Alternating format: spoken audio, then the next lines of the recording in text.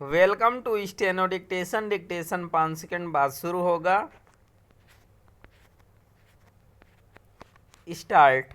अभी मानसून की विदाई ही हुई है, लेकिन पंजाब में फसलों के अवशेष यानी पराली जलनी शुरू हो गई। यह इसलिए अनपेक्षित है क्योंकि आमतौर पर पंजाब में अक्टूबर के पहले सप्ताह से पराली जलाने का सिलसिला शुरू होता है। यह ठीक है कि पंजाब में पराली जलाए जाने का मामला सुप्रीम कोर्ट पहुंच गया और उसने वायु गुणवत्ता प्रबंधन आयोग से स्पष्टीकरण भी मांग लिया, लेकिन इसके आसार कम ही हैं कि उसे कोई संतोषजनक जवाब मिल सकेगा और पंजाब में पराली जलाने के सिलसिले को थामा जा सकेगा। पंजाब में पराली जलाए जाने से यही पता चलता है कि अभी तक वहां ऐसे प्रबंध नहीं किए जा सके हैं कि किसानों को फसलों के अवशेष न जलाने पड़ें, और यदि वे ऐसा करें तो उन्हें इससे रोका जा सके।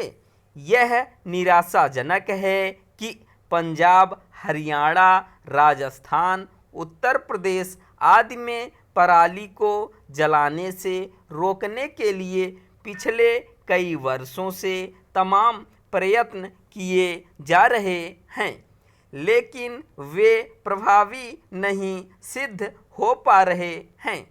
चिंताजनक यह है कि इन राज्यों की देखा देखी अन्य राज्यों में भी पराली जलाई जाने लगी है। ऐसा इसीलिए हो रहा है क्योंकि किसानों के समक्ष ऐसे उपाय पेश नहीं किए जा सके हैं जिससे उन्हें पराली न जलानी पड़े। चूँकि पंजाब, हरियाणा आदि में पराली जलाए जाने से उठने वाला धुआं देश की राजधानी में वायु की गुणवत्ता को कहीं अधिक प्रभावित करता है, इसलिए केंद्र सरकार भी सक्रियता दिखाती है और सुप्रीम कोर्ट भी, लेकिन इसकी अनदेखी नहीं की जा सकती कि सर्दियों में दिल्ली समेत उत्तर भारत का एक बड़ा हिस्सा वायु प्रदूषण की चपेट में आ जाता है और वह लोगों के स्वास्थ्य के लिए संकट पैदा करता है। हैरानी नहीं कि इस बार भी ऐसा ही हो, क्योंकि लगता नहीं कि सभी राज्यों ने ऐसे प्रबंध कर लिए हैं जिससे पराली ना जले।